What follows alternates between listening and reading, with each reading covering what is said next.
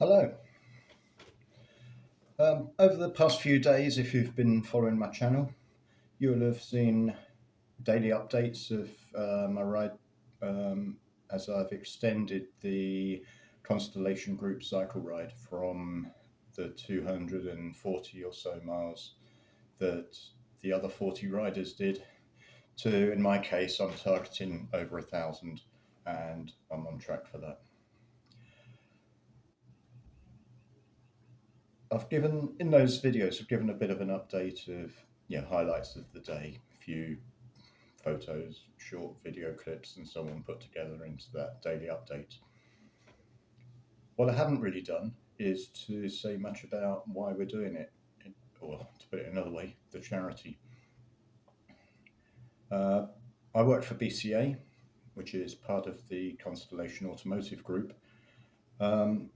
We as a company have supported Action for AT, the charity, for not sure exact timings, but I would guess something like 9 or 10 years.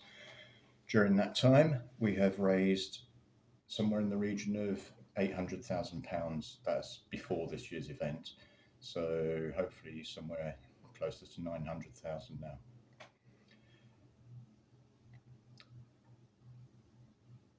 Who are Action for AT? They're a charity set up by the parents of a child with AT. I'll explain AT in a moment. I think off the top of my head that was 2012, but yeah, relatively recent.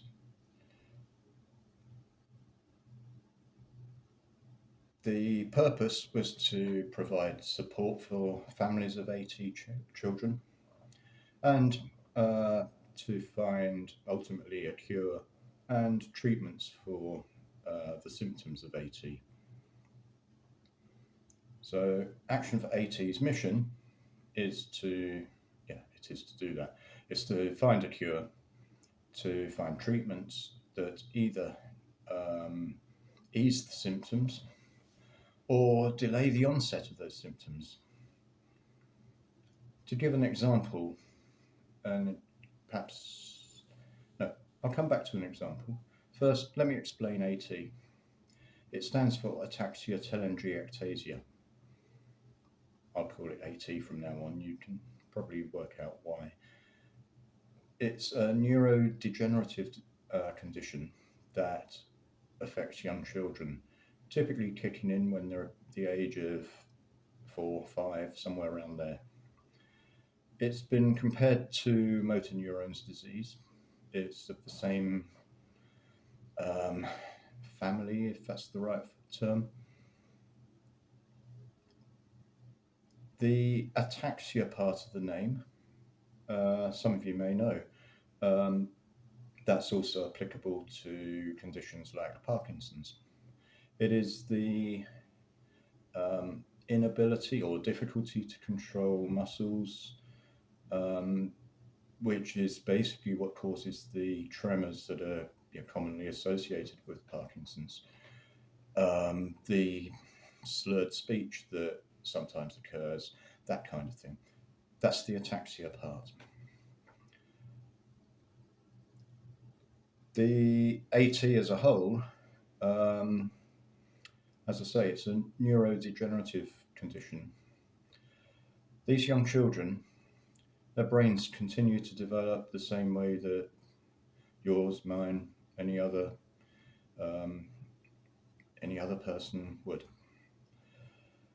The difference between them and the majority of the population is that whilst their brains are developing, their bodies are deteriorating.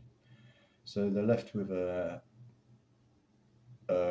very active, healthy mental condition trapped within a deteriorating body. You can imagine what that's like for a young person going into their teens, for example. What can I say? Can't say a lot more about that. Now, coming back to examples, the ataxia part. We heard last year of a treatment that had been developed, I think it was for Parkinson's, to ease the symptoms of the tremors, etc. A small project funded by Action for AT, by small, funding for that was about £20,000.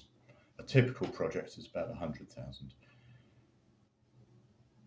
A small project identified a treatment that was in place for Parkinson's, adapted it for AT children. It now means that these young kids are able to feed themselves, that sort of thing, but previously required parental assistance. That's probably the best way of putting it. We've heard this year of a drug that is in the final stages of testing. It's a global drug. The FDA are doing their tests on it. And I think that's the final stage before hopefully that will go live and help with more of the symptoms of AT, treating those, delaying the onset of those. This is the work that these are the results of work that has been funded by Action for AT.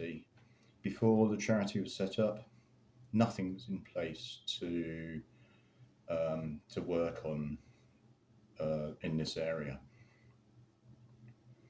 So in a fairly short space of time, starting to see some good results, considering they are a very small charity. As a small charity, there's no central funding. The only funding comes from donations from people like you and me.